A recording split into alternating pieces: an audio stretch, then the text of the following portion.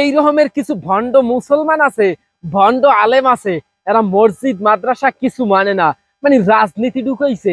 আরে শালার পর শালা, তোর তো জোতার দিয়ে পিটান লাগে, তুই আলেম নামের কলঙ্ক।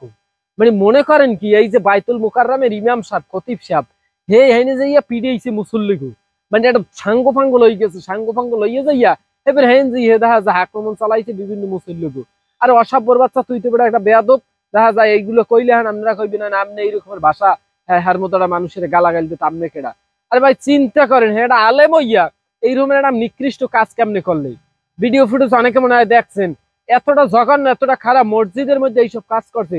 অনেক অসুস্থ হয়ে পড়ছে, রিস্কায় ধরিয়ে ধরিয়ে লই যে আমি দেখছি ভিডিও গুলো। মানে একটা অসভ্য না হইলে, একটা জানোয়ারের বাচ্চা না হইলে তো এইরকমের দেখা যায়। আলেম হইয়া এতটা অমানুষ, অমানুষ আর মাথার মধ্যে আইতেছে না আর কি, অমানুষের বাচ্চা ওরা, ওরা নিজেও একটা অমানুষ। যাই হোক, এখন ওই যে মূল কাহিনী, ওই যে ফুল একটা বড় ভিডিও দিতেছে, এইটাই কইতেছে কি কাহিনী দেখি।